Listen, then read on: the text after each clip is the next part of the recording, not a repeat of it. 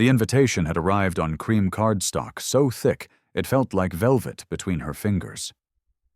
Gilded edges, a hand-inked crest, and one name printed in the boldest serif type, Mara Ellis. No +1. No note. Just a date, a location, Marigold Hill, and a line that made her chest tighten. The Wakefield family requests your presence at the wedding of Bennett Wakefield and Mara Ellis. It was her own wedding, and somehow it still didn't feel real. The car rolled past the wrought iron gates of Marigold Hill just after sunrise. A mist hung low over the grounds, curling between boxwood hedges and drifting through the limbs of moss-covered oaks. From a distance, the estate looked like something out of a painting, grand, perfect, unreachable.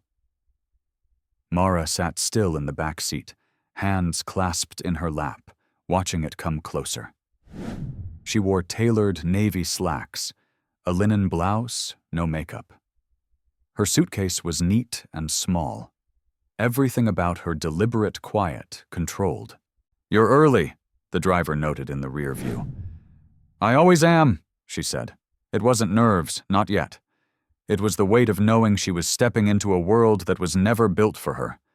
Inside, the house smelled like jasmine and lemon oil, freshly polished for the week ahead. A line of staff moved in silence through the hall's flower vendors, linen crews, someone measuring for uplighting. It was the beginning of a production, and Mara had just walked onto the stage. Miss Ellis, a man in a gray vest, appeared beside her. His voice was smooth, his posture flawless. "I'm Calvin. Mrs. Wakefield asked me to show you to your room." "Mrs. Wakefield," Mara swallowed. "Of course." The walk through the house felt endless, white marble floors, double staircases, portraits of ancestors with cold eyes and perfect hair. Her footsteps echoed behind Calvin's polished shoes. Every corner of the Wakefield estate whispered restraint, old money, and the kind of legacy you couldn't buy, only inherit. "I hope the suite is to your liking," Calvin said, as he opened the door to a wing at the back of the house. "Bennett mentioned you preferred quiet. The room was breathtaking. All soft blue walls and antique gold with windows that opened onto a private garden, a chaise by the window, a grand piano no one had touched in years." "It's beautiful," Mara said quietly. He paused. "If there's anything you need, I'm at your service." "Thank you, Calvin." He nodded, but didn't leave. "If I may, Miss Ellis, Charleston society may smile, but it rarely forgives. That smile gets sharper when there's a new bride involved." Mara tilted her head. "Is that a warning?" Calvin offered a thin, almost sad smile. "Just history." He left her with that. She wandered to the window and stared out at the manicured maze below. Bennett had told her this house meant nothing to him, that he'd grown up here but never felt at home, that his mother never approved of anything that wasn't curated for public image, including him. But now here they were, getting married in front of 200 guests under the magnolias with strings and champagne and curated lighting. A performance. Her fingers rested on the window ledge. There was love between them, real love. She was sure of it. But lately it had felt distant, like something preserved in a museum case, beautiful but untouchable. He called every night, sent flowers, made sure she had what she needed. But she missed the way he used to look at her when she talked about a painting's texture or a forgotten artist's brushstroke. Lately he was distracted, always on calls, always placating someone. She told herself it was the wedding stress, that it was temporary. Still, the silence around her felt colder than it should. A knock at the door pulled her back. Mara. The door opened before she could answer, and a whirlwind of tulle and perfume burst into the room. "Oh my God, this suite! It's like Versailles had a baby with anthropology. Sadie. Her cousin had arrived 2 days early to help, though so far her help had mostly consisted of showing off outfits and name-dropping Charleston socialites she'd met on Instagram. Sadie flopped onto the bed and kicked off her wedges. Have you seen the ballroom? It's next level. Like they're flying in peonies from the Netherlands. Actual Netherlands. And Lorraine, sorry, Mrs. Wakefield, she is running the show like a 5-star general. Girls intense.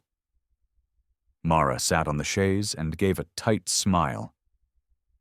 Sounds like her? Sadie pulled out her phone and snapped a selfie. This light, unreal. Honestly, I get why you said yes to Bennett. I mean, the man's a snack, but this house? This life. Mara looked at her. That's not why I said yes. Right.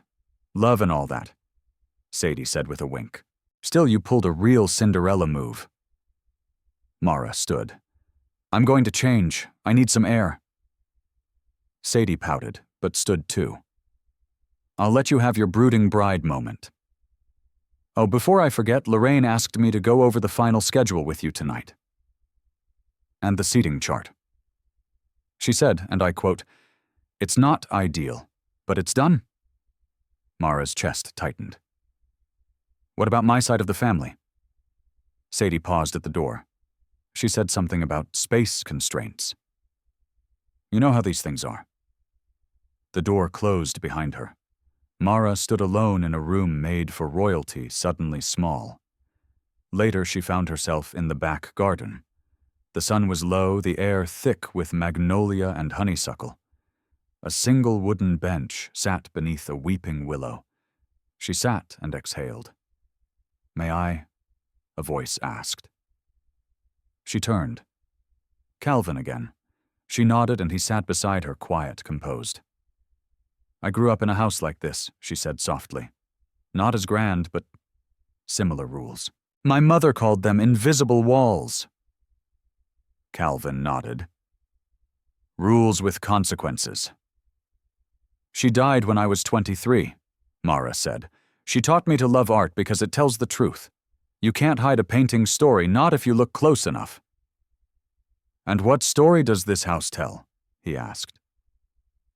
Mara's gaze drifted to the mansion's glowing windows. It tells me to be careful. For a long moment, neither of them spoke. Then Calvin stood. If something feels wrong, Miss Ellis, it probably is. She watched him walk away, his shoes silent on the stone path. Alone again, Mara pressed her hands to her lap, grounding herself. It was just a wedding, she told herself. But even as she sat beneath the willow, she could feel it. Something wasn't right. If you enjoyed this video, comment 1 to let me know. If not, comment 2. Your thought mattered to me either way. Mara hadn't seen Bennett in 4 days. Their last call had ended with him saying, "Just trust me. I'll explain everything when we're together." But he hadn't explained. And now, standing in the parlor of Marigold Hill, dressed in a soft ivory dress and sandals, she felt more like a guest in a museum exhibit than the bride-to-be. The room was full of flowers, hydrangeas, tulips, lilies, most of them white, the color of elegance, of weddings, of silence. She checked her watch. He was supposed to arrive this morning. You're not drinking, that are you? Lorraine's voice slipped in like a silk scarf through a doorway. Mara turned, startled. Lorraine stood beside the refreshment table, eyeing Mara's glass of lemonade as if it might explode. I was, Mara said. Why, Lorraine gave a thin smile. The caterer switched to a different brand. Too sweet.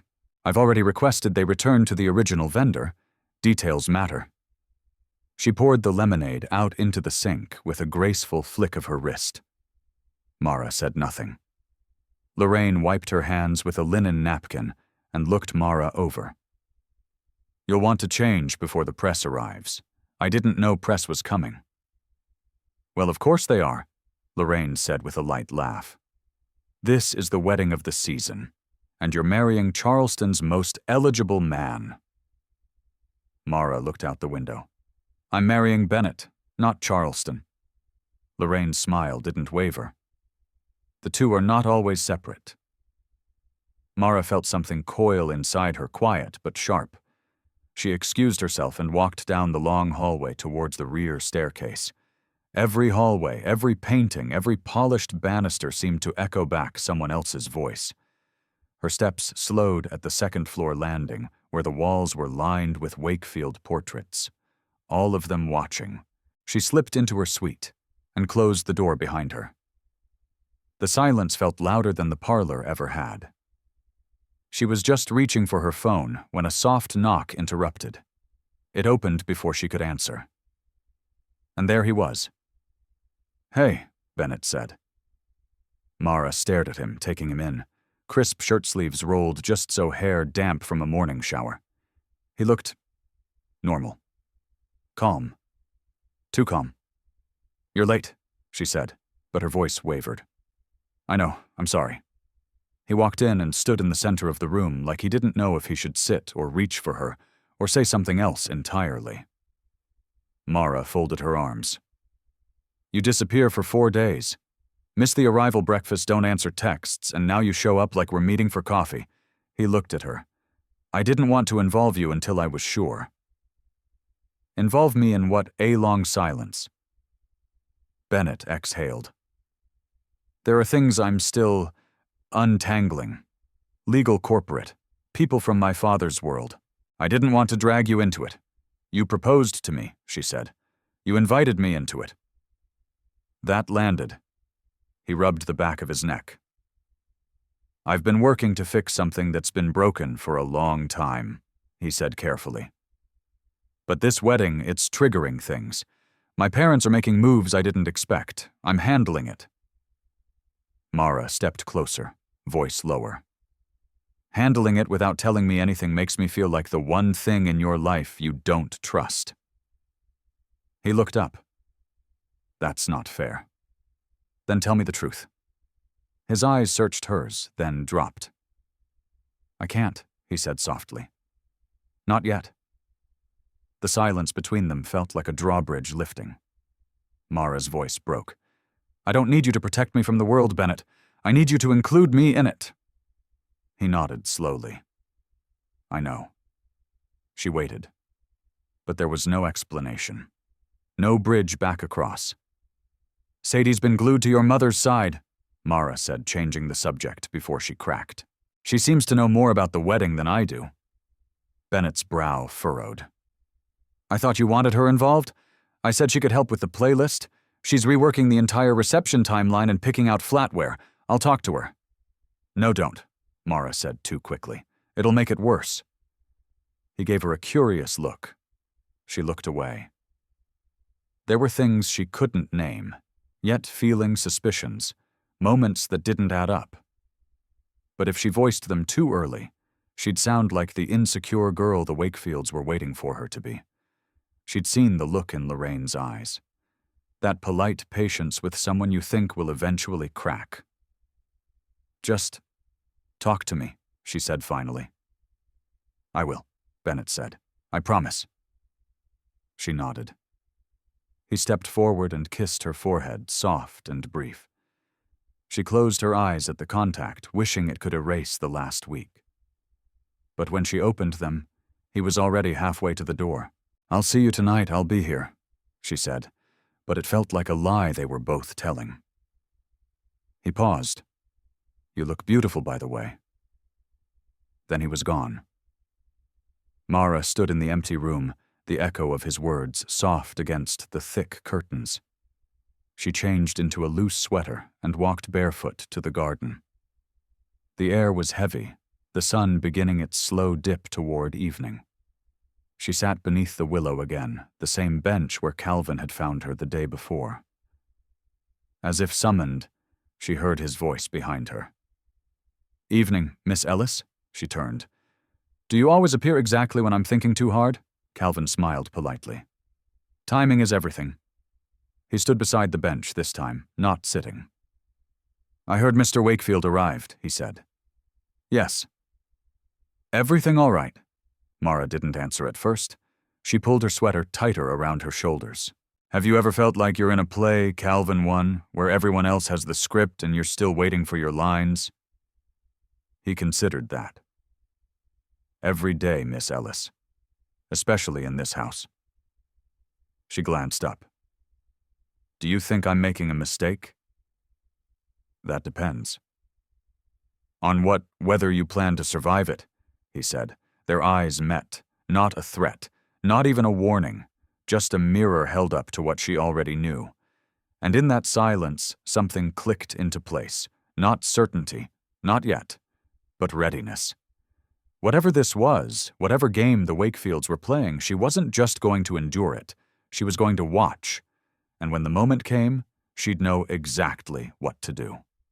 The sky was overcast the next morning, but Marigold Hill was already glowing. String lights were being tested on the east lawn, flickering in long, graceful rows across the canopy frame where the ceremony would be held.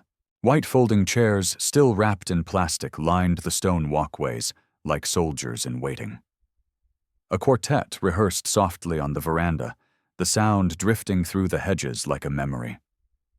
Mara stood on the balcony outside her suite, hands gripping the wrought iron railing. Below her, the staff moved like clockwork, efficient, focused, invisible, just like her. A soft chime on her phone broke the silence. A text. Tessa landed at the gate. Please tell me there's caffeine and gossip waiting. Mara smiled, despite the knot in her chest. Thank God for Tessa. Within 20 minutes, they were curled into the velvet chairs of a tucked-away sitting room, an untouched French press between them and croissants that neither of them remembered ordering.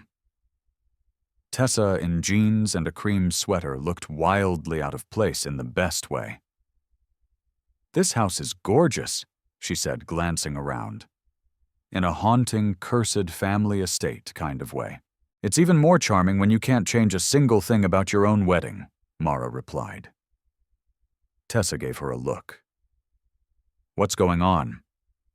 Mara hesitated, then leaned in. They're planning everything. Every single thing. I found out my own family's being seated near the back of the reception next to the valet table. Tessa's face shifted. You're kidding. I'm not even sure my dad's name is on the program. Tessa leaned back, arms crossed. So, they want a museum piece, polished, quiet, on display. Mara looked down at her lap. And Sadie's somehow become Lorraine's new project. She's in every planning meeting. She knew the floral vendor before I did. She's always wanted in with the old money crowd, Tessa said. She probably sees this as her audition. She's staying 2 doors down from me. Tessa's brows rose. Wow, that's bold. Mara nodded slowly. And Bennett? He's being cagey. He says he's handling something, but won't say what. And I can't tell if he's trying to protect me or if he's just part of it. Tessa watched her a moment. Do you trust him? I did. I still want to. She hesitated. But I feel like I'm on the outside of something I'm supposed to be in the center of. There was a pause. Then Tessa asked gently, Do you want to call it off? Mara shook her head. Not yet. I need to understand what's really going on. Tessa reached over and took her hand. Then we figure it out. Together. That afternoon, Mara walked the property with Sadie, who'd insisted they get some sunshine before the next tasting. Sadie wore a breezy pastel dress and oversized sunglasses, her hair curled and flawless. She moved like she was born for the lens of a lifestyle magazine. So Sadie chirped. Bennett's mom was talking about changing the champagne flute style again. Honestly, I like the tulip ones better. Feels more modern. Mara smiled politely. You've really thrown yourself into this. Sadie beamed. Of course, this is a Wakefield wedding. You only get one shot to impress this crowd. Mara tilted her head. You're not the one marrying him. Sadie laughed. No, but I live for a good social upgrade. They walked a little farther through the formal rose garden. I saw you and Bennett talking yesterday, Sadie said lightly. Everything okay? Mara nodded slowly. We had a lot to catch up on. Sadie pulled a face. He's always been a little distant, right? I mean, gorgeous, obviously. And that brain seriously who invents AI for disaster response, but emotional availability, not his strong suit. Mara blinked. You two have spent time together. Oh, Sadie said breezily. We've crossed paths. Industry stuff. Mutual events. The gala circuit. I mean, nothing major, just enough to know he keeps his circle tight. Mara studied her. When did you start helping with the wedding? Sadie shrugged. A few weeks ago. Lorraine mentioned you were overwhelmed, and I thought, why not help my cousin live her fairy tale? Mara said nothing. Sadie smiled, but it didn't reach her eyes. Anyway, your dress fitting is tomorrow, right? Can't wait to see it. Neither can I. As they parted ways, Mara's phone buzzed again. Tessa, I was just at the ballroom. Sadie's name is on the coordination board, next to Lorraine's. Yours isn't. Mara stood still. That night she went down to the library. It was quiet, too quiet. Every surface gleamed. The grandfather clock ticked like a heartbeat in the silence. She wasn't sure why she went there. Maybe because it was the one room that didn't smell like wedding perfume and anticipation. Maybe because it felt like a place for real things. She trailed her fingers along the shelves. The books weren't fake. First editions. Real history. Her eyes landed on a small, leather-bound journal tucked behind a row of business tomes. She pulled it free. Inside was a name written in tidy script, Eleanor Wakefield, 1957. She turned a few pages. Recipes, guest lists, notations on marriage arrangements. It was a wedding log. Halfway through, she found a quote scribbled in the margin. A woman's silence is not her weakness. It is where her power begins. Mara read it twice. She closed the book carefully and returned it. Behind her, a voice spoke quietly. I used to read that journal as a boy. She turned. Bennett stood in the doorway, hands in his pockets. I thought you weren't coming tonight, she said. I couldn't sleep. They stood in the stillness. Mara gestured toward the shelves. Were they all like this, arranged, controlled, silent? He nodded. It's the Wakefield way. Elegant destruction. She looked at him. And what's your way, Bennett? He stepped closer, trying to break the pattern, without breaking the people. A long pause passed between them. I need you to believe me, he said. There are things I can't tell you yet, but it's not because I don't trust you. It's because I trust you too much. That didn't feel like comfort. It felt like evasion. I want to believe you, Mara said. But you have to meet me halfway. He nodded. I will. She studied him. Then start by telling me why Sadie's name is on the wedding board, and mine isn't. His face barely changed. But his silence said enough. If you enjoyed this video, comment 1 to let me know. If not, comment 2. Your thought mattered to me either way. The dress fitting was supposed to be quiet, just Mara, the designer, and 1 or 2 close friends. Intimate. Simple. Her one request. Instead, when she arrived at the East Salon, she walked into a curated audience. Lorraine was already there, seated on a tufted velvet chair, like it was a throne. Sadie stood near the mirrored wall, sipping something pale from a crystal glass. 2 stylists Mara didn't recognize bustled around fluffing linens and rolling out garment racks. Tessa Blesser caught Mara's startled expression from across the room and mouthed, I didn't know either. Mara forced a smile. Morning.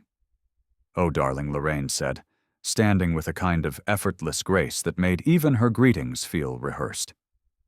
You look tired. Are you getting enough sleep? These things can be so overwhelming for women who aren't accustomed. I'm fine, Mara said. Thank you. The designer, a soft-spoken man named Luca, appeared at her side. We've pressed the gown, he said. It's even more beautiful in this light. He opened the garment bag with a careful hand. Mara's breath caught. There it was, her dress. Vintage late 1940s. Sleek silhouette, delicate embroidery at the waist. Ivory silk with just a hint of shimmer when the light caught it. She had found it herself at a gallery benefit in Savannah, unplanned, impulsive, and perfect. It was the only piece of the wedding that felt entirely hers. She stepped behind the screen to change, and as the dress slipped over her shoulders, something inside her settled. For the first time all week, she felt like herself. Until she stepped out. Sadie was the first to react. Oh, wow. That's old school. Tessa shot her a look. It's stunning. It's dated, Lorraine said smoothly, folding her hands. Romantic, of course, but it doesn't say Wakefield. Mara stared at her reflection in the mirror. The dress fit like a memory clean. Lines, quiet, elegance, no sparkle, no spectacle. It was everything she loved about art. Understated. Timeless. Lorraine circled her slowly like she was studying a sculpture. It's missing something, she murmured. Like what Mara asked. Before anyone could answer, Lorraine picked up a glass of wine from the side table. Red. Rich. She swirled it once, then turned slightly, just enough. Mara caught it in slow motion. A sharp pivot. The glass tilting. A delicate gasp. And then the wine spilled forward, arching through the air, hitting the bodice of Mara's dress like a splash of blood. A small, deliberate catastrophe. The room froze. Mara stood still, the fabric clinging to her chest, the stain spreading in silence. Oh no, Lorraine said softly, covering her mouth with the tips of her fingers. Oh dear, how clumsy of me. No one moved. Luca turned pale. Tessa stepped forward instinctively, but Mara held up a hand. I'm fine, she said quietly. Sadie rushed over, all wide eyes and exaggerated panic. Oh, Mara, no, that's... Oh, God. I mean, that's silk, right? That's not going to come out. Mara didn't speak. Her hands remained at her sides. I'll fix this, Sadie said. I came prepared. She disappeared into the hallway and returned moments later with a massive white garment bag slung over one arm. I knew there might be a hiccup, she said, breathless. Lorraine warned me about the light in this room, so I brought this, just in case. She unzipped the bag. Inside was a dress that looked nothing like Mara's. It was new, loud, a modern ball gown with stiff layers, heavy crystal beading, a plunging neckline, and shoulder embellishments that sparkled like a costume. It was expensive, shiny, aggressively perfect. It was everything Mara's wasn't. She stared at it for a long moment. How thoughtful, she said finally. It's designer, Sadie added. A sample, from the new collection. I pulled some strings. Luca hovered awkwardly, glancing between the two gowns. Tessa leaned in. Mara, you don't have to put that on, Lorraine intervened. I think Sadie's foresight is commendable. We can't have a stained dress in photographs. It's not about the photographs, Mara said. Of course it's not, Lorraine replied. But this is a Wakefield wedding. Image matters. Mara met her eyes in the mirror. Lorraine's face was calm, unbothered. But behind it, just beneath the skin, Mara saw something else. Control. This wasn't an accident. She knew it now the way she knew how to authenticate a painting instinct first, then evidence. The wine spill. Sadie's preparation. The designer gown appearing at just the right moment. It was a performance. A subtle but precise message. You don't belong. She stepped back behind the screen. Her hands trembled only once, just once, as she slipped out of her ruined dress and back into her clothes. She hung the silk, carefully folding the fabric in a way that avoided the stain. When she emerged, she handed the dress to Luca. "I'll handle the cleaning," she said. Privately. Sadie blinked. "You're not trying on the other dress," no, Lorraine stood. "Mara, I understand emotions are high, but this wedding reflects more than just personal taste. There are expectations." Mara turned to her.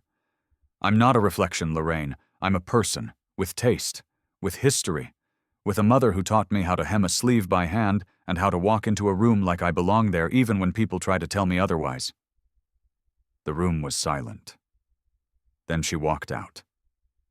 Outside the salon, she found herself in the long hallway, lined with wedding portraits, Wakefield brides in pearls, and chiffon-painted smiles always perfect. She stopped in front of one, a woman with soft brown eyes and tight posture.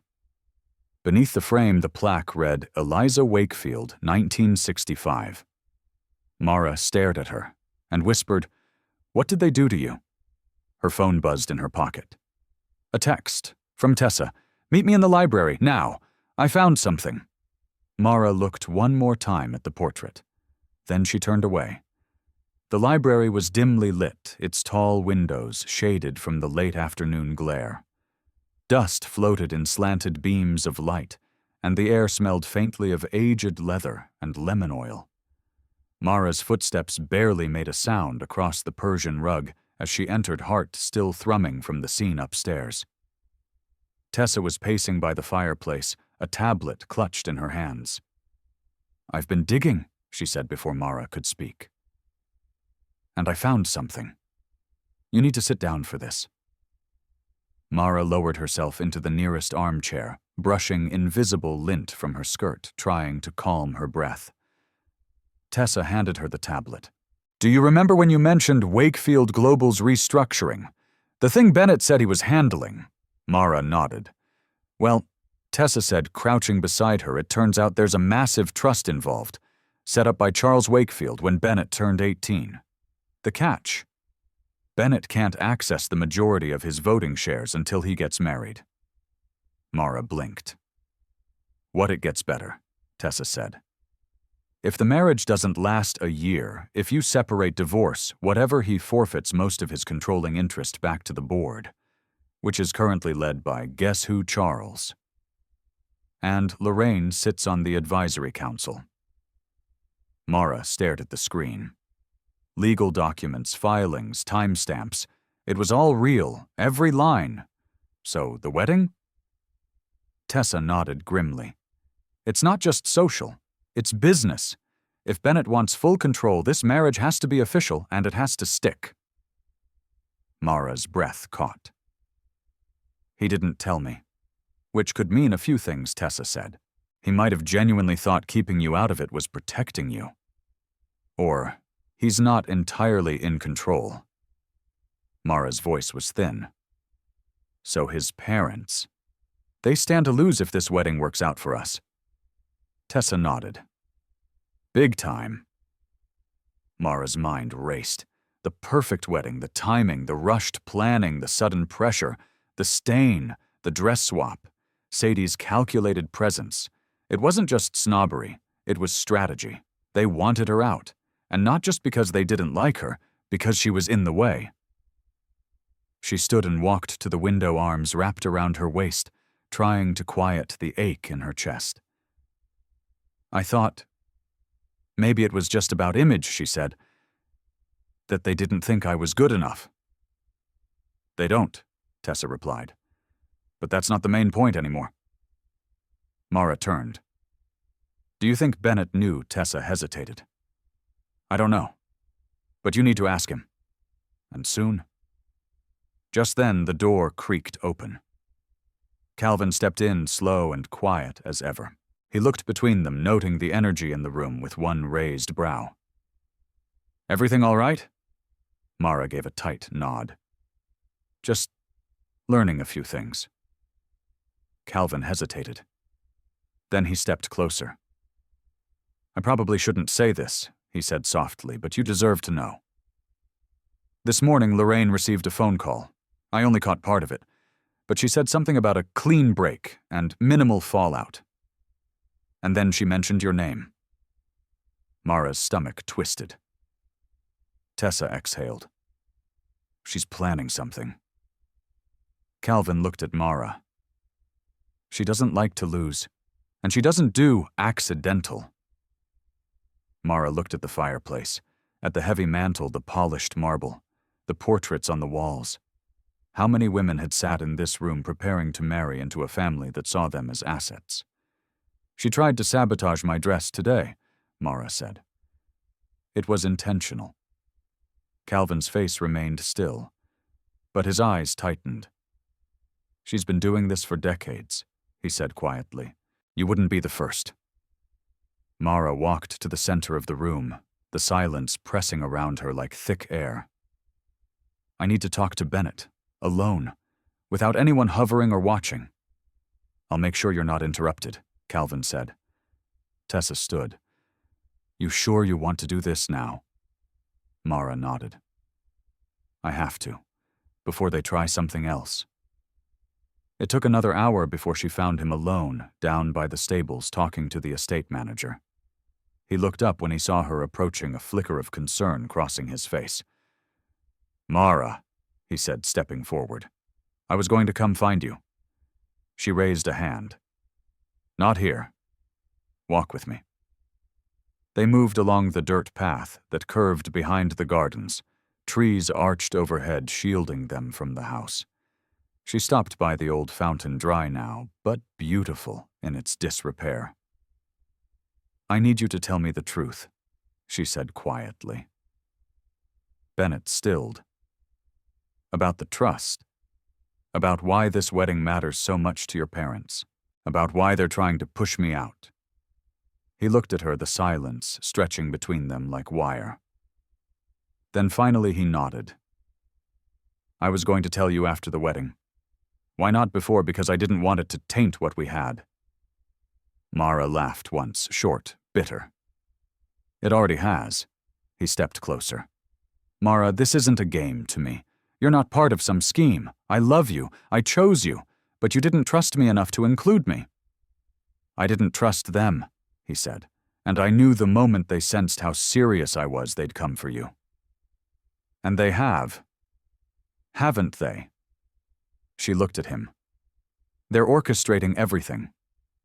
Lorraine staged the dress spill. Sadie's name is on everything. I'm being erased from my own wedding.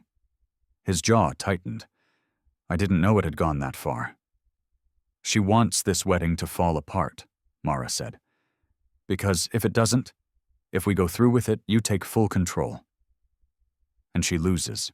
Bennett looked down, a hand rubbing the back of his neck. I thought I could hold them off, keep the business away from you. You can't protect me by leaving me out, she said softer now. That's not love, that's management. He looked up. Mara stepped closer. If we're going to make it through this, I need to be more than your fiancé. I need to be your partner. He reached for her hand. Then let's fight this. Together. Mara nodded, but her heart still beat with caution. She would stand beside him. But first she needed to see the whole board. And she had a feeling Lorraine hadn't shown all her cards yet. The morning of the rehearsal dinner arrived with a heavy stillness, like the air before a summer storm. Mara stood at the vanity in her suite, staring at her reflection. Her eyes looked sharper than they had days ago, less glassy, more aware. She didn't feel like a bride.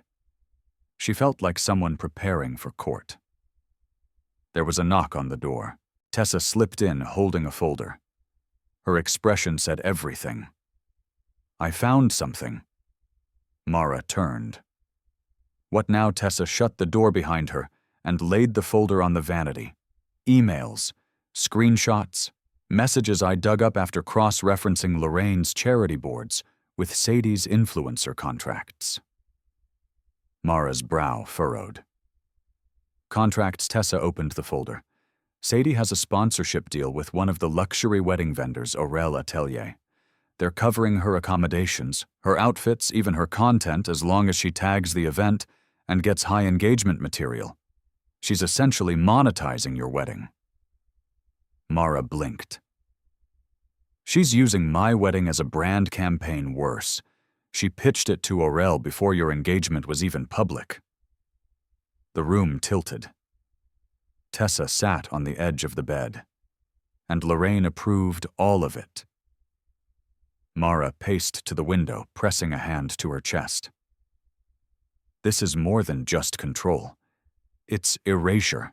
They're building an alternate version of this wedding one where I'm barely in the frame. Tessa nodded. They're trying to replace you without making it look like sabotage. Mara turned slowly. And Bennett doesn't know. Not unless he's part of it, Tessa said gently, which I still don't think he is.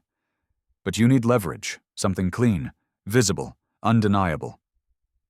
Mara's phone buzzed. A text from Calvin. Library, 5 minutes. I found something in the old estate logs. Come alone. She looked at Tessa. I have to go. Tessa stood. Want me to come? No, Mara said. If Lorraine's watching, it'll be easier if I'm alone. She slipped out through the side corridor, avoiding the main staircase where staff bustled, floral arrangements in hand.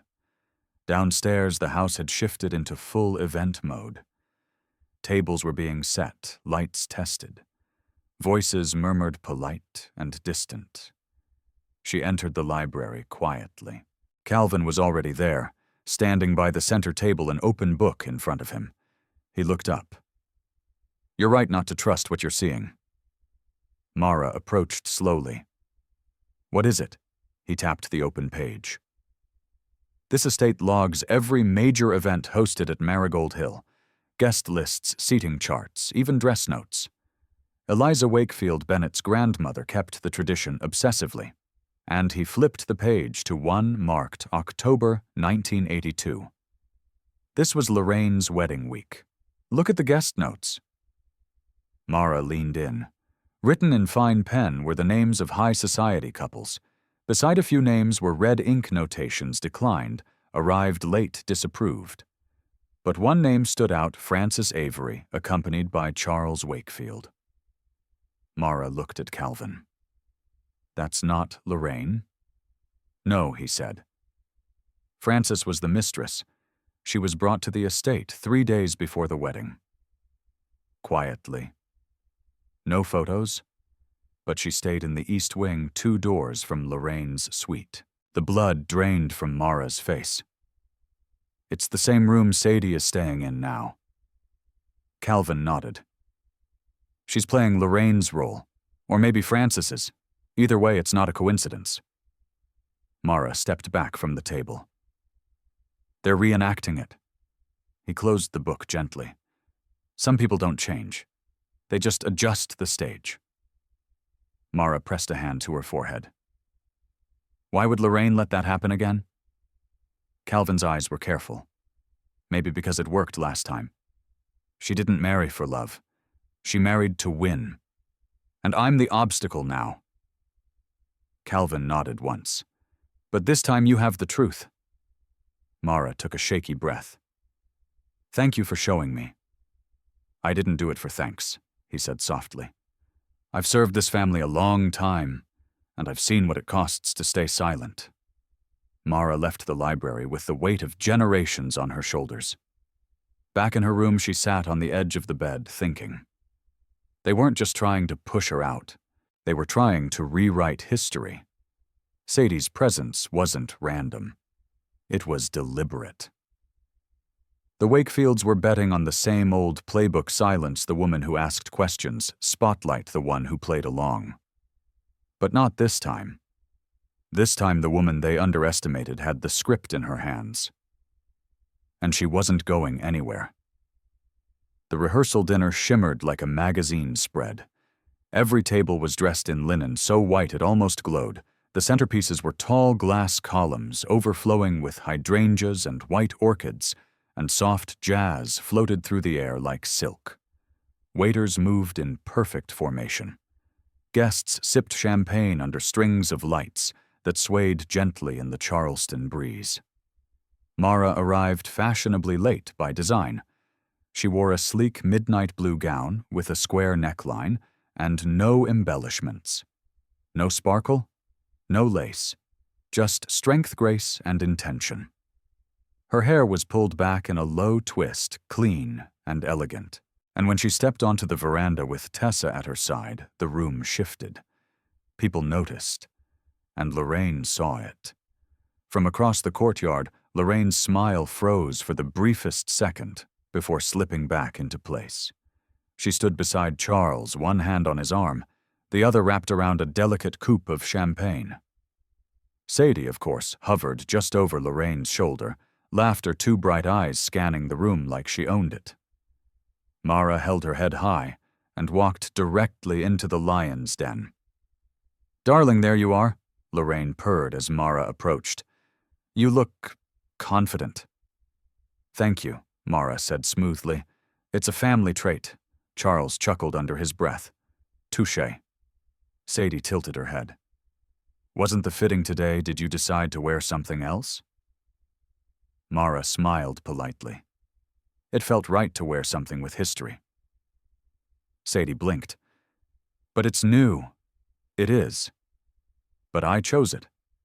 And that's all the history I need." Before anyone could respond, Bennett appeared at Mara's side, slipping his hand gently around her waist. He looked sharp in a charcoal suit, but it was his expression that caught her breath, focused, quiet, protective. "You look incredible," he whispered. Mara leaned in just slightly. "Let's hope your mother agrees." They exchanged brief pleasantries with guests, board members, distant cousins, socialites who seemed more interested in the wine list than the couple themselves. Everyone was smiling. Everyone was watching. Halfway through dinner, Lorraine tapped her glass. "If I may," she said, rising to address the room, "I'd like to propose a toast." Bennett tensed. Mara rested a hand on his knee under the table, steady. "Ready."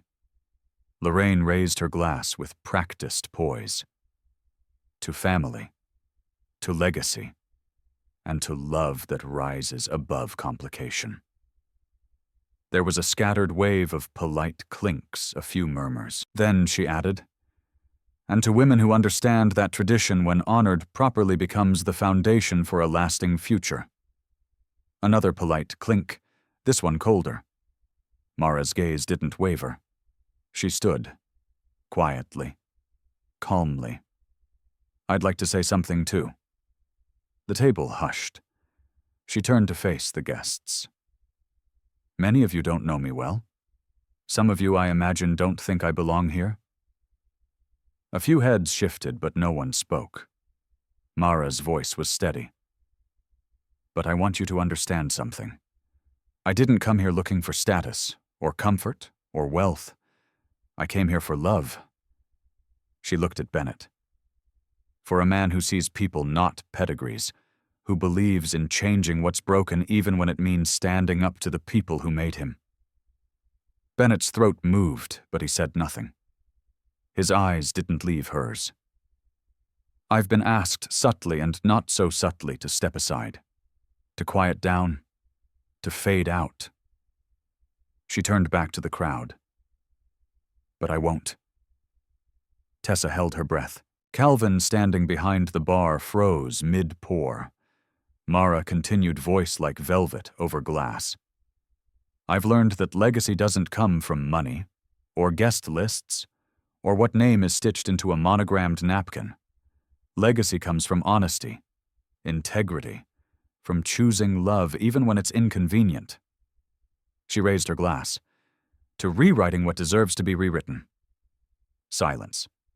Then a slow, deliberate clap from Charles. It spread, uneasy at first, then stronger.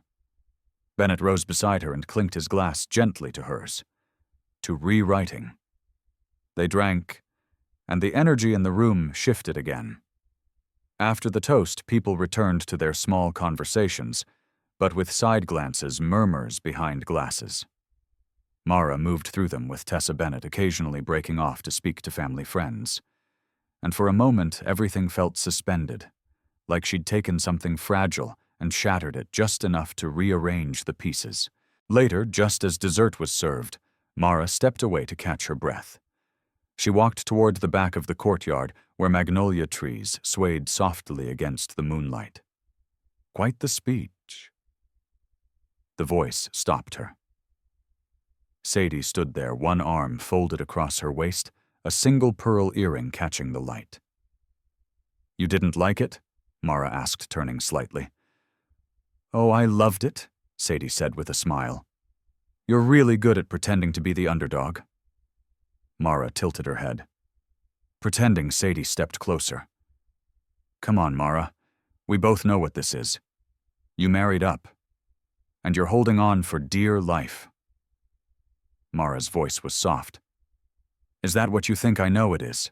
Sadie said. "And if you think tonight changes anything, you're naive. The Wakefields don't lose. Lorraine doesn't lose." Mara studied her. "You know, I used to think you were just ambitious. Now I think you're afraid." Sadie's smile faltered. "You weren't brought here to help," Mara said. "You were brought here as a threat. Because that's how they operate fear and obedience." "I have more influence than you think," Sadie said. "Then use it for something better," Mara replied. "Or get out of my way." Sadie didn't respond, and Mara didn't wait. She turned and walked back toward the lights, toward the noise and the music, the people and the cameras. She could feel the eyes on her. But this time she didn't shrink. She didn't belong in their world. But she wasn't leaving it either. Not until the truth had a seat at the table. The morning of the wedding dawned with a stillness that felt rehearsed. The entire estate was draped in an unnatural calm, the kind that precedes a performance everyone knows is about to begin. Beyond the hedges, deliveries rolled in like clockwork crates of fine wine, fresh orchids, and a vintage record player for the cocktail hour that no one but Lorraine had approved. Inside her suite, Mara sat at the edge of the chaise, the soft silk of her robe pooling around her legs. Her hair was pinned makeup, half done. The hum of stylists filled the room like background static, but her mind was somewhere else. She clutched the old Wakefield journal in her hands, Eleanor's wedding log, the one she'd taken from the library the night before. Her thumb traced the inscription again and again. A woman's silence is not her weakness. It is where her power begins. She was done being silent. Tessa leaned in the doorway, watching her. "You're calm." Mara nodded once. "I've already had the worst-case scenario mapped out." Tessa came to sit beside her. "You're not really going to go through with the ceremony, are you?" Mara didn't answer right away. "I'm going to walk down that aisle," she said finally. "But what happens after that? Depends on what they try to pull before I get there." Tessa raised a brow. "You're expecting sabotage, I'm counting on it." The door opened again. Calvin entered, holding an envelope.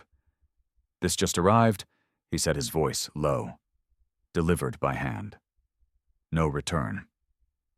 Mara took the envelope and opened it slowly. Inside was a note handwritten in tight, looping script. "Marigold Hill deserves a real Wakefield." Below it, a printed photo, grainy, zoomed in. It was of Bennett and Sadie. Together on the terrace 2 nights ago, standing close, talking. From a distance, it looked intimate. Mara exhaled long and slow. Tessa leaned over, saw the photo, and scoffed. "They're grasping." "It's enough to shake someone who doesn't know better," Mara said. "They're baiting me." "You still trust him?" Tessa asked. "I don't need to trust him," Mara said. "I need to be smarter than them." She folded the photo and slid it into her clutch. At that moment, the stylist's assistant knocked, announcing final call for photos. 10 minutes before we moved to the lawn, Mara stood. "Let's give them a show," she said. Outside, the ceremony space looked like a dream. Rows of white chairs curved around a floral archway made from cascading magnolia and wild ivy. A live string quartet played gentle prelude music as guests settled into place, all pastel linens and stiff posture. A hush hovered in the air, expectation cloaked in decorum. Lorraine stood near the altar directing last-minute details with a sharp eye. She wore champagne silk and pearls that had probably been handed down for generations. Next to her, Sadie floated like a cloud-white dress-fitted bodice too many smiles. She wasn't in the wedding party. She didn't need to be. She was already visible. Mara stepped out from the side of the manor house, flanked by Tessa and Calvin, who walked a few paces behind her. Her gown, freshly cleaned and restored by Luca himself, was radiant. The red wine stain gone. Not a shadow left. She walked slowly, deliberately. Eyes turned, conversations stilled. Charles looked up, gave a tight nod. Lorraine's smile twitched. Sadie blinked as if she couldn't quite believe what she was seeing. And then Bennett stepped out from the side path. He was waiting at the altar, hands clasped, breath controlled, but his eyes searched for her like he needed to be sure she was still coming. She was, but not for the reason they thought. As the ceremony began, the officiant welcomed guests, and Mara listened like someone watching a film she'd already seen before, scripted, predictable. The vows were next. Bennett turned toward her, took her hands in his. "I've made mistakes," he said quietly. "But not choosing you wasn't one of them. I know what this family looks like from the outside, and what it's cost you to stand next to me. But I swear, Mara, I'm not here to protect the Wakefields. I'm here to change what they've become." Mara's breath caught. Not because it was perfect, because it sounded true. When it was her turn, she spoke clearly, slowly. "I've seen what money can buy, what power can disguise, but I've also seen something more valuable than legacy love that isn't afraid of the truth." Her voice softened. "I don't want a perfect life. I want a real one, even if it means tearing down the version you were born into." Bennett nodded once. The crowd was still. The officiant smiled. And now, before the final blessing, A. Russell interrupted the silence. Sadie stepped forward. Mara didn't flinch. Neither did Bennett. "I'm sorry," Sadie said suddenly, her voice too sweet. "But I believe there's something the bride should see before she says, 'I do.'" Gasps fluttered like birds across the chairs. Lorraine didn't move. Sadie lifted a small envelope and held it up. "I found this in Bennett's office drawer," she said. "He's been hiding it for weeks." Bennett's jaw tightened. Mara looked at him. "It's okay," she said softly. "Let her speak." Sadie's voice trembled slightly, though her eyes burned with triumph. "It's a prenup," she said. "He had it drawn up 2 months ago. It says if the marriage ends in under a year, she gets nothing." Mara turned fully toward Bennett. The crowd held its breath. "Is it true?" she asked. He nodded. "It's real. But it's not active. I never signed it, and I never asked you to. Then why have it at all?" She said, not angry, just tired. Bennett looked her dead in the eye. "Because my father insisted. Because they threatened to cut me out if I didn't prepare for an exit. But I couldn't do it. I refused to bring it into our future." Mara looked at Sadie, then at Lorraine. She stepped forward and took the envelope from Sadie's hand. She held it up for the crowd to see. "This is the last time anyone in this family will try to define me by what I stand to gain." She walked over to the small unity candle table, placed the envelope beside the flame, and watched it catch curl and burn. No one moved. The silence was deafening. Then Mara turned to Bennett. "Let's finish what we started." and the wedding continued. But this time it belonged to her. The reception began as twilight settled over Marigold Hill, wrapping the estate in a soft, golden haze. Fairy lights blinked to life across the garden lawn. Guests flowed from cocktail hour into the open-air tent, clinking glasses and exchanging whispers still heavy with the shock of what they'd just witnessed. Mara walked into the reception beside Bennett, hand in hand. To the crowd, they looked united. But inside her thoughts pulsed in quiet, calculated waves. The fire, the prenup, Sadie's stunt, Lorraine's silence. It was all building toward something. They hadn't surrendered. Not yet. And that meant something else was coming. She couldn't afford to get comfortable. Bennett squeezed her hand gently as they approached their sweetheart table. "You didn't have to do that," he said quietly. "The fire. The whole room was watching." "That was the point," Mara replied, her voice low. "They needed to see it wasn't you burning that document, it was me." He paused. "You don't trust me. I trust you more than them," she said. "But that's not the same thing." His jaw flexed slightly. He looked out at the tables past the wine glasses and flickering candles. "I want to fix this, all of it. You can't fix what you didn't break," she said. "But you can help me finish it." They sat. Around them, servers began pouring wine. Guests clapped politely as Lorraine stood to offer a thin-lipped toast, carefully worded, painfully measured. "To new beginnings," she said, "and to the strength it takes to build something worth preserving." It was a surrender cloaked in grace. And Mara knew better than to believe it. After dinner, Mara made her way through the crowd, smiling, exchanging thank yous, holding conversations, while her mind never left the quiet thread of strategy she'd been weaving since that morning. She found Tessa near the cake table, checking her phone. "Did you get them?" Mara asked. Tessa nodded. "They're on this. Digital copies time-stamped.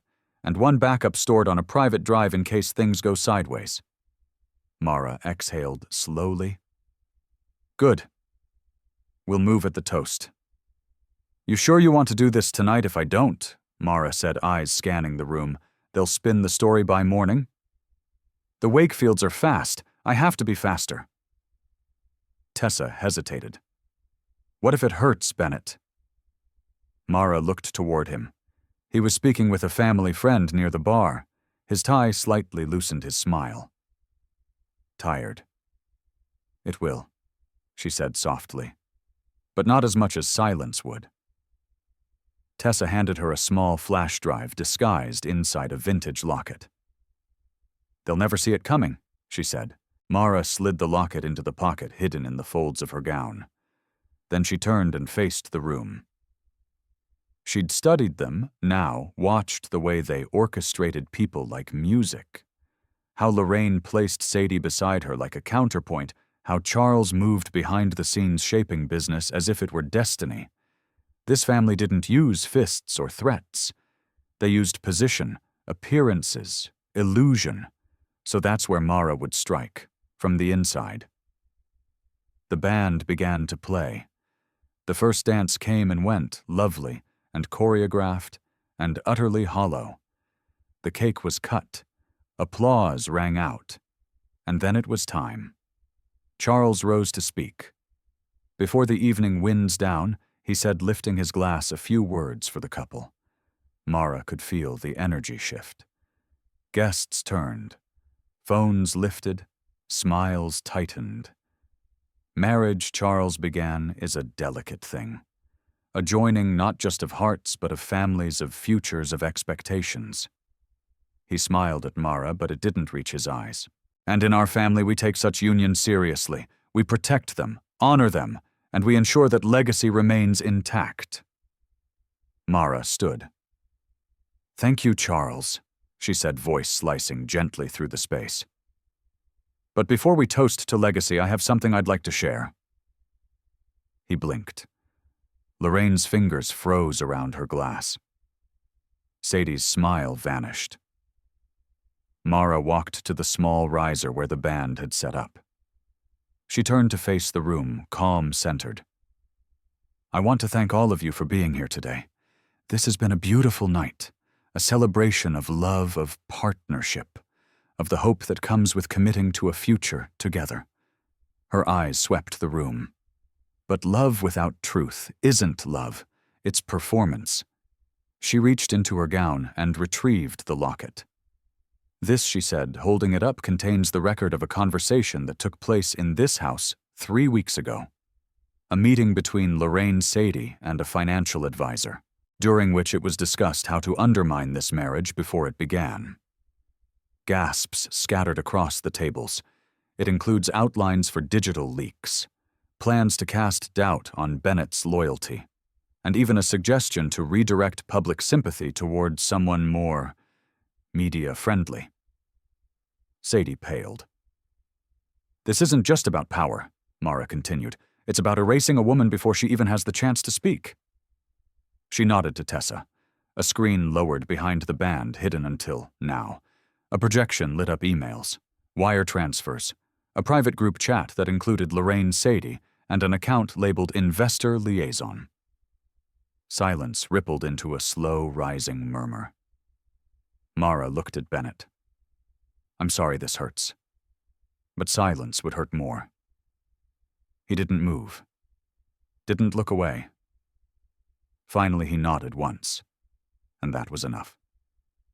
Mara turned back to the guests. I didn't come here to destroy the Wakefields, but I won't be destroyed by them either. She raised her glass. To truth, however inconvenient it may be. Some people stayed seated, some didn't. But in the center of it all, Mara stood grounded, steady. She hadn't come here to survive. She'd come to take back her voice. And tonight, it echoed through every corner of that perfect, crumbling dream. The silence after the slideshow was unlike anything Mara had ever experienced, not empty, but charged like the air before lightning touches down. No one spoke. A few guests stood frozen in disbelief. Others whispered behind hands. Lorraine remained seated, hands clasped in her lap, her expression the most composed of anyone in the room. It was Sadie who cracked first. She stood smoothing her dress with trembling fingers. This is a gross misinterpretation, she said with a breathy laugh that didn't quite land. I mean, a screenshot, anyone can fake that. Mara, you're making something out of nothing. Mara turned toward her calmly. Sadie, there are timestamps, emails from your official brand account, payment logs, even metadata from your photographer's calendar linking posts to the wedding itinerary before invitations were ever sent. Would you like me to pull up the contract you signed with Aurel Atelier? Or maybe the texts where you said, and I quote, let's give them something to whisper about. Sadie's mouth opened, but nothing came out. Tessa stepped forward, offering the room a small, sharp smile. We brought backups. Lorraine finally spoke. That's enough. All heads turned toward her. She stood slowly, the weight of the moment pressing down on her spine, but not her voice. You've made your point, Mara Lorraine said, her tone controlled but unmistakably firm. And I applaud the theatricality. Very modern, very bold. Mara met her gaze. It wasn't a performance. It was clarity, something this family could use more of. Lorraine took a breath. We are not the villains you want us to be. You're not. Mara agreed. You're much worse, because you dress it up in charm and heritage and dinner toasts, and when you're done you expect silence. You expect obedience. A hush fell again.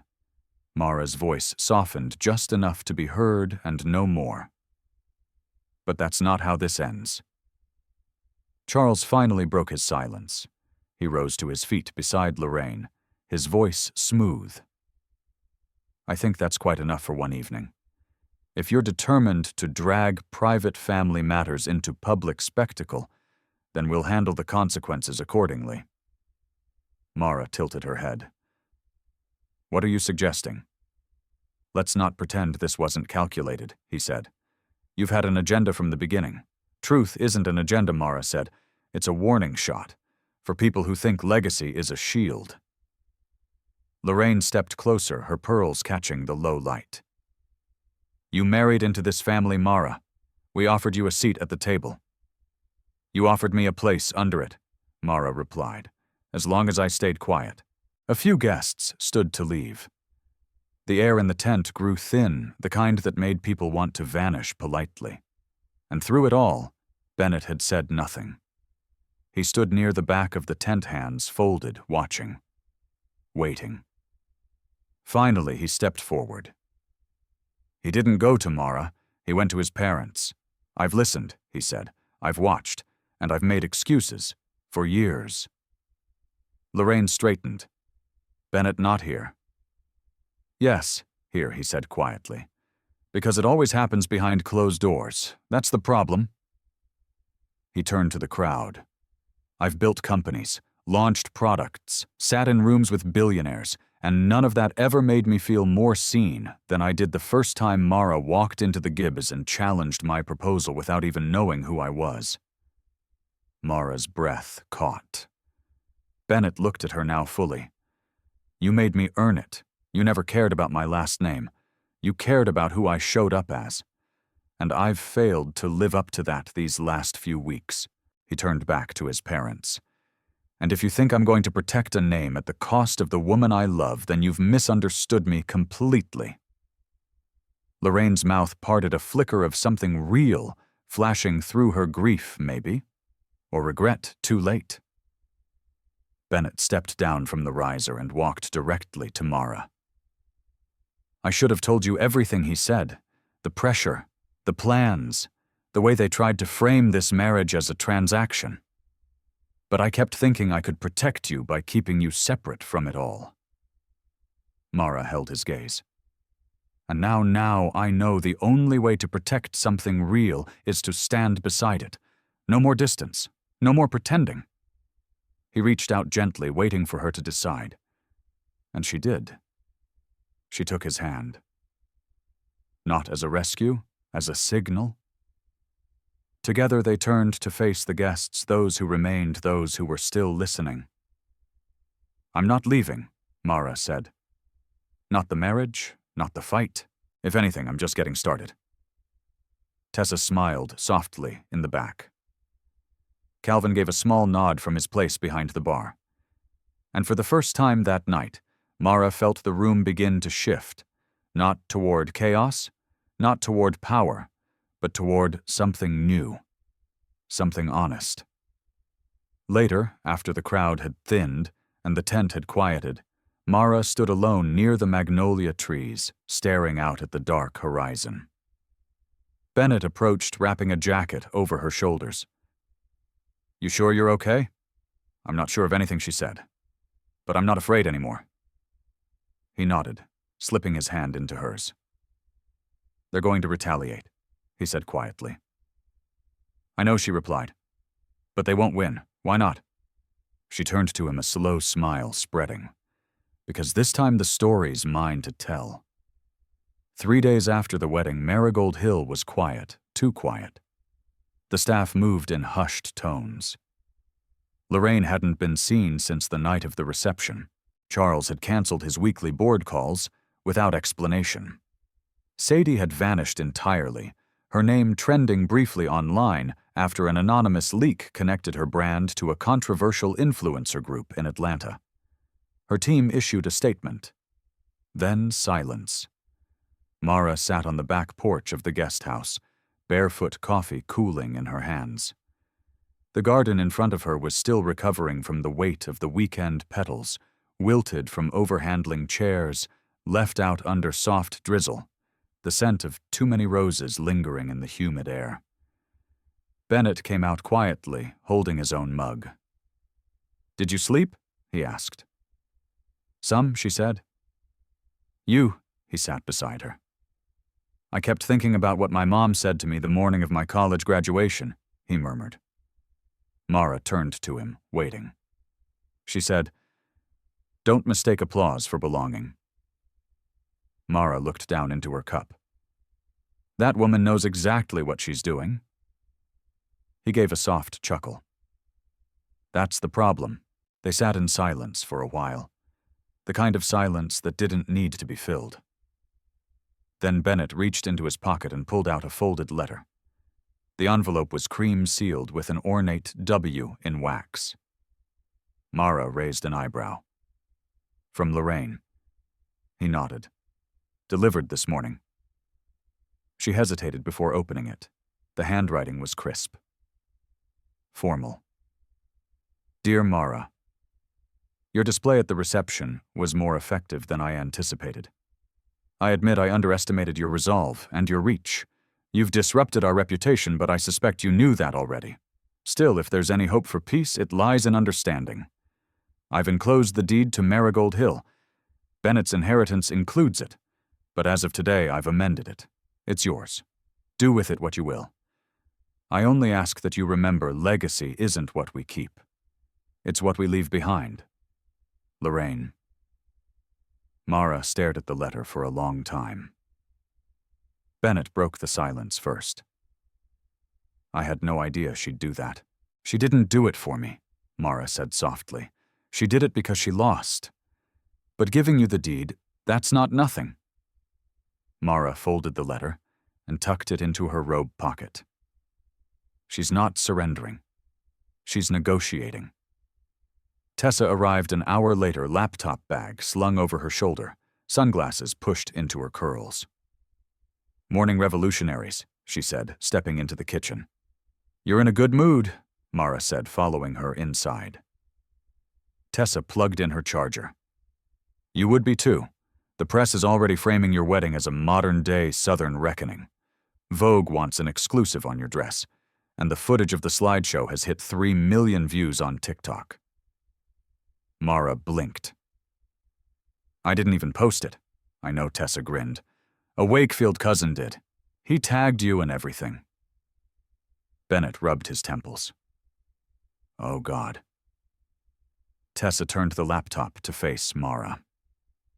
But that's not the best part.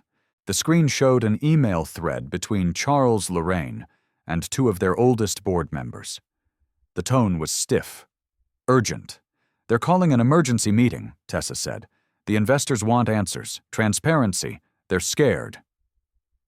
Mara narrowed her eyes. That's our window. Exactly, Tessa said. If you want to take the next step, if you want to expose how they're moving money through legacy charities, how they're disguising losses under old foundation shells, this is the moment. Mara walked to the window, arms folded. The sky outside was brightening. She'd expected pushback. She'd expected bitterness. But what she hadn't anticipated was the smallest sliver of space opening up where fear had lived space to act, not just react. They're fragile, she said. They just don't know it yet. Later that afternoon, Mara stood in the upstairs office of the guest house, the one Calvin had helped her clear out when she moved in.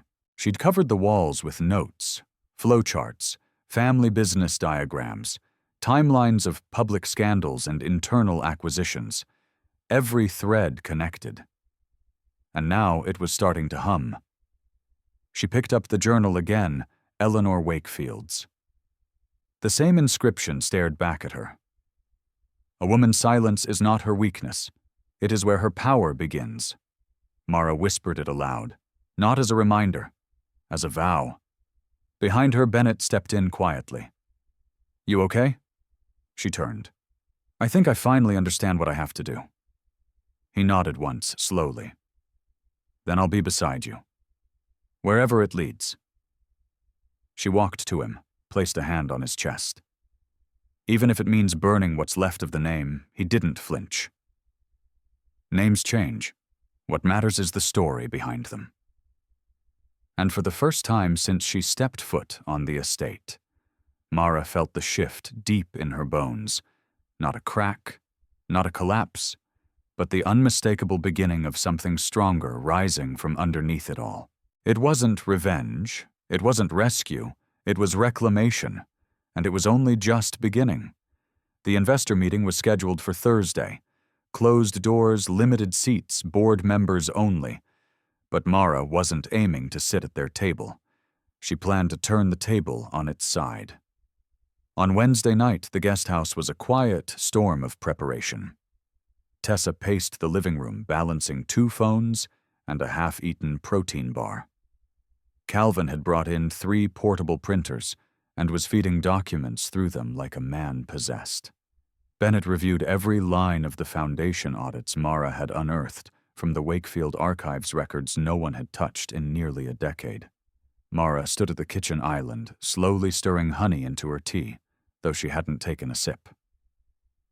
Her thoughts weren't on the tea. They were on the 10-second clip Tessa had shown her that morning. Lorraine, in a press interview from 3 years ago, smiling. "We've always believed in ethical stewardship," she had said. "That's what the Wakefield name means, responsibility through prosperity."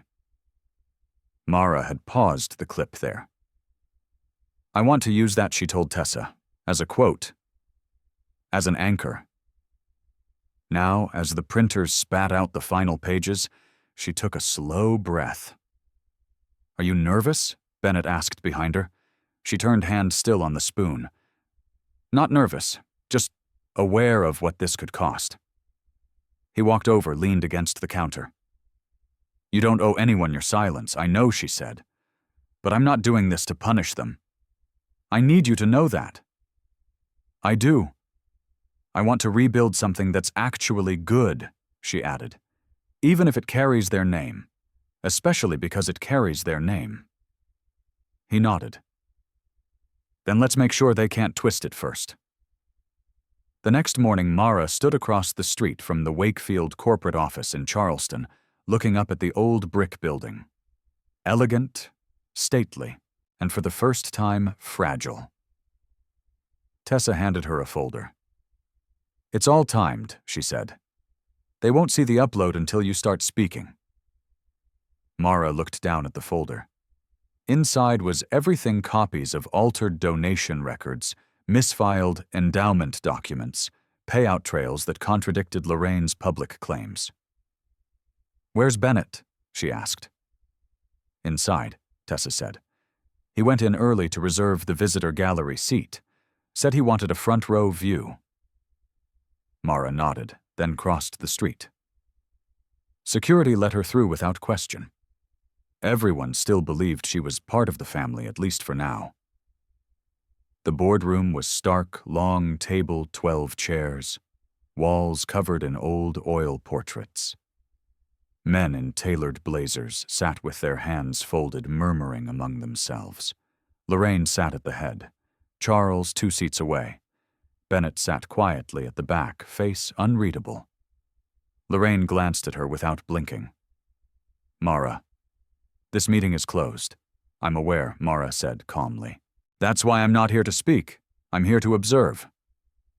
Lorraine raised a brow. "And what exactly are you observing?" "Accountability," Mara replied. Before Lorraine could respond, the screen at the far end of the room flickered. A presentation began. The first slide, Wakefield Foundation, year-over-year discrepancy report. Whispers erupted. Charles stood. "What is this?" Tessa stepped into the room, laptop in hand. "It's a live stream, secure, backed up to public archives. In about 5 minutes it'll go live to every journalist on our release list." Lorraine's voice sharpened. "You wouldn't dare!" "I didn't," Mara interrupted. "You did. I'm just holding up the mirror. Slide after slide rolled through misused grants, redirected public funds, ghost charities set up under Wakefield subsidiaries. Board members muttered to each other, pulling out phones. One of them stood. "Lorraine, did you know about this?" "I advised the foundation," she said coolly. "As is tradition. But these records are authentic," Mara said, "and I've cross-verified them, which is why I'm not asking you to explain. I'm asking the board to vote." Charles snapped. "She's not a shareholder. She has no right to request a vote." "But I am," Bennett said, standing now. "And I'm invoking my right to call for an emergency ethics review per Article 6 of the bylaws." Silence. Lorraine's eyes flared just briefly. "You've made a mistake," she said to him. "No," Bennett replied. "You did. You thought the legacy would cover everything. But you forgot that names mean nothing without truth behind them." The room shifted. Power shifted. And for the first time, Mara watched it happen, not with anger, but with resolve. Tessa tapped her screen. The press packet just hit inboxes. 5 major outlets, 3 podcasts, and a docuseries producer from LA wants to talk. Charles sank slowly back into his chair. Mara turned to Lorraine. "I'm not asking for your apology," she said. "I'm not even asking for acknowledgement. But I will make sure that this story isn't buried under magnolia-scented silence." Lorraine's expression barely flickered, but her voice dropped low. "You don't know what you've done." Mara's response was calm. "Sure. No, Lorraine. I know exactly what I've done. I've chosen to stop surviving your legacy and start correcting it." As she left the room, Bennett reached for her hand. And together they walked back into the sunlight. Not as the perfect couple in a curated life, but as partners in something harder, messier, and infinitely more real. Mara hadn't expected the quiet that followed the storm. After the meeting, there were no explosive headlines, no dramatic interviews, just a steady drip of updates from news outlets, each one picking up the trail of financial discrepancies, suspicious board activity, and the controlled statement Lorraine issued the next day. "We are reviewing internal processes and will take swift corrective action where necessary."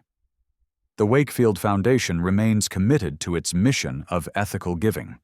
It was polished, vague, safe. But to anyone paying attention, it was also an admission, the kind that cracked doors open just wide enough for people like Mara to step through. On Friday morning, she walked into the front parlor of Marigold Hill for the first time since the wedding. The air inside still smelled faintly of wood polish and lilies. A box sat on the entryway table, unmarked, sealed, heavy. She opened it carefully. Inside were framed photographs, family portraits, her wedding invitation pressed into glass, a bundle of letters tied with a silver ribbon, and on top a small card in Lorraine's handwriting: "Return what no longer serves you. Keep what does." No signature. Just that. Bennett stood beside her, silent. "She's retreating," Mara said softly. "She's giving you space he offered." No, Mara shook her head. Lorraine Wakefield doesn't give anything unless it benefits her. This is her version of a ceasefire. They moved the box into the study. Mara paused at the fireplace, eyes drifting to the portrait of Eleanor Wakefield above the mantel, regal, sharp-eyed, endlessly watching. "She left this house to you," Bennett said. "I think she always knew you'd do something different with it." Mara looked around.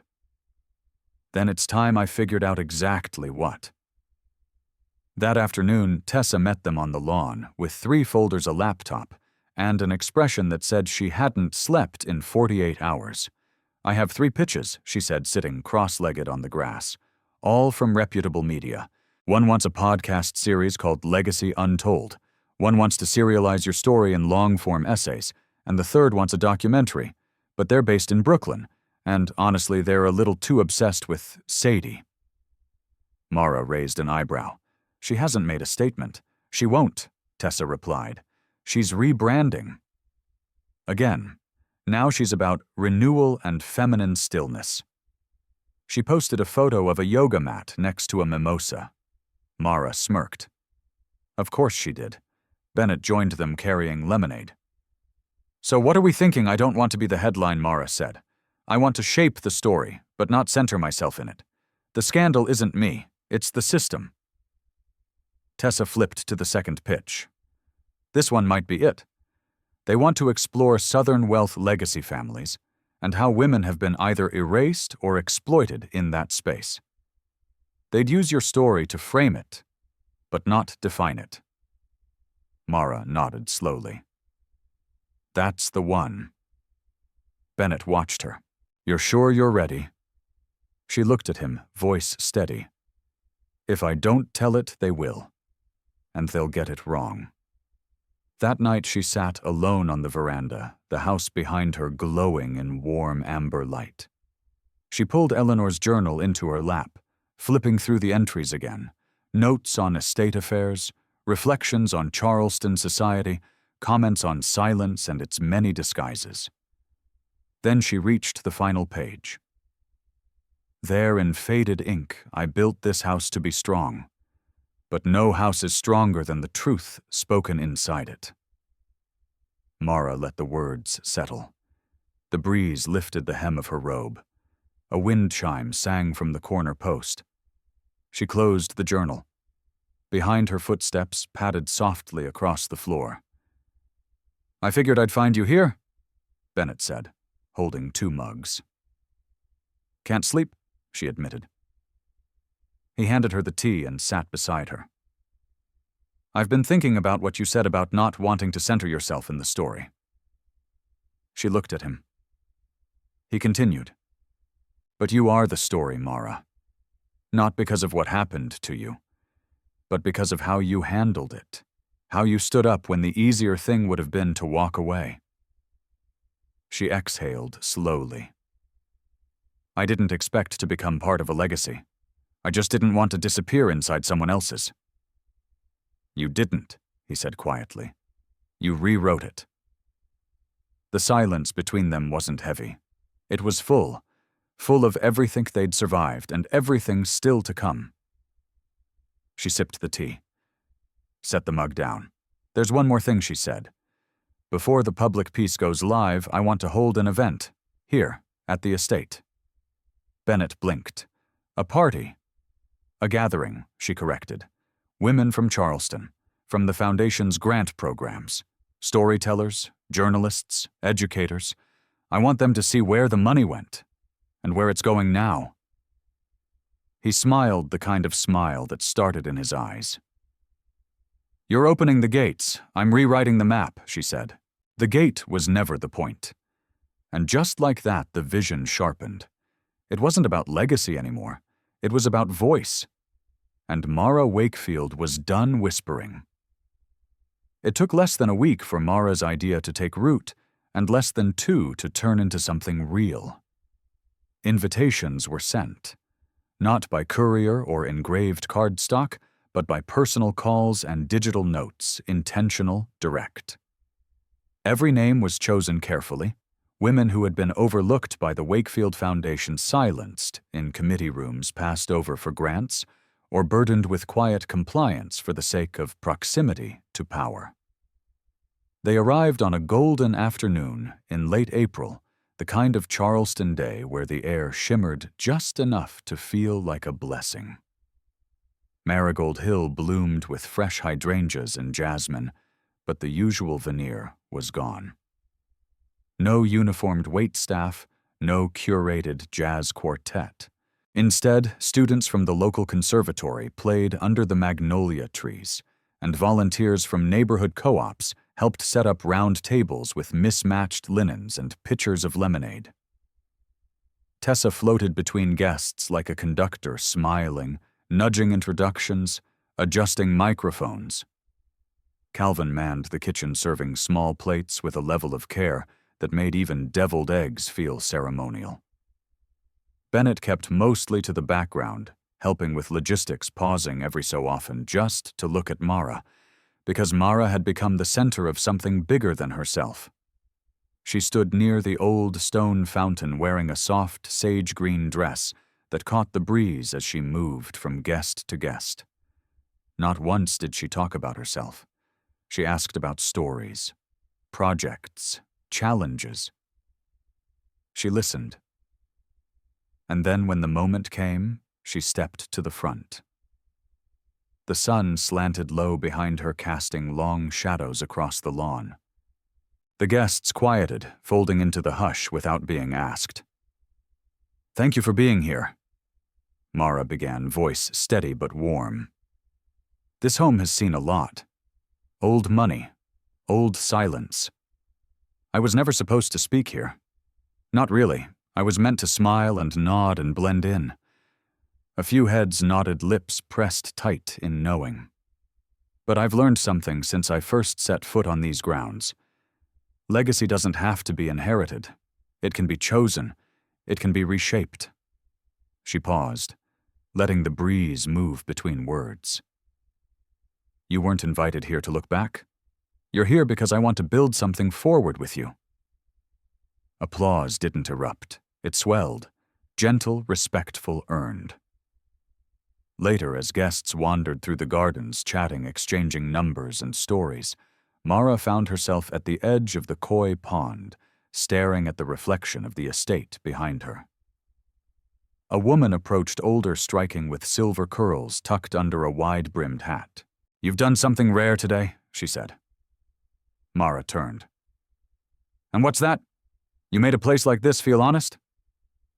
Mara smiled. "That's the goal." "No," the woman said gently. "That's the work. It won't end today." "I know." They stood together for a moment, just watching. After the last guest left and the tables were cleared, Mara wandered back to the veranda. The sky had turned lavender, the first stars brushing the edge of dusk. Bennett was waiting with 2 glasses of chilled tea. "Tessa said the press wants to cover it," he said. "Photos, quotes, maybe even a follow-up interview." Mara accepted the glass, but didn't drink. "Let's wait. Let it breathe." He studied her. "You're somewhere else in your head." She sat on the steps, pulling her knees up slightly. "It felt good," she said. "But I can't help wondering if it's enough." "You turned a house built on silence into a place where women told the truth," he said. "That's not nothing." She looked at him, "But it doesn't erase what came before." "No," he agreed, "but it rewrites what comes next."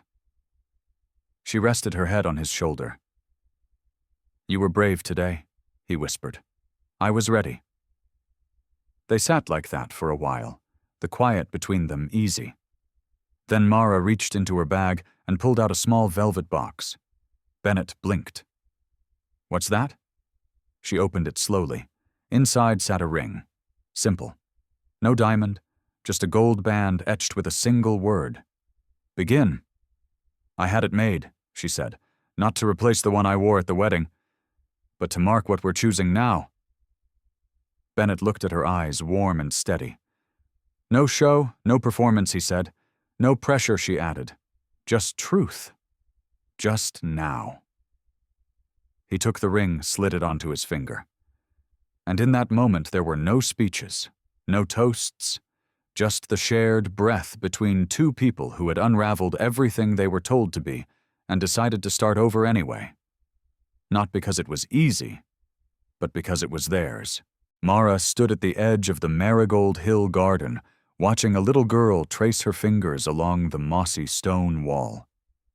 The girl's laughter, light and unfiltered, carried across the breeze like music. Her mother, one of the scholarship recipients from the new Wakefield Women's Initiative, called out gently, and the child skipped back, pink sandals slapping the flagstone. This was what Mara had wanted. Not applause, not headlines.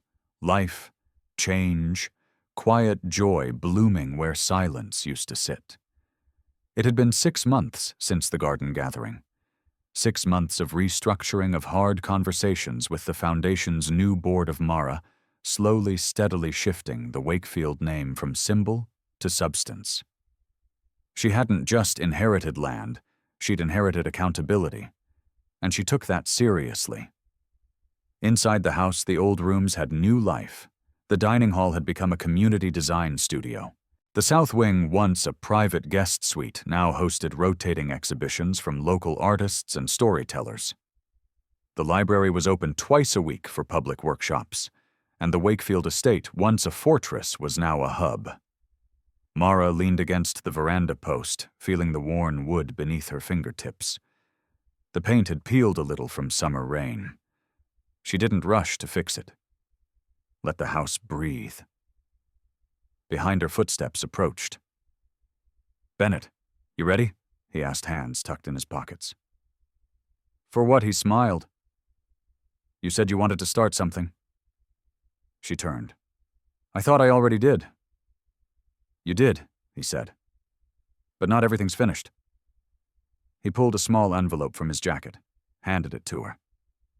She opened it slowly. A single sheet of stationery. At the top, the logo for a New Orleans media company she'd quietly consulted with. Below a contract, 3-part docuseries, full creative control, national platform. Mara stared at it. I didn't sign anything, Bennett said. That's for you. She looked up at him, hesitant. Why now? Because the story matters, he said softly. And because you're not just surviving it anymore. You're the one telling it. Mara folded the letter, held it against her chest. I'll think about it. He nodded. Good. They stood in silence again, but this time it was full of something soft. Safe. Then the gate creaked open. Lorraine Wakefield. Hair pinned perfectly, tailored cream jacket. And yet somehow, smaller than Mara remembered. Not physically, just quieter. Mara didn't move.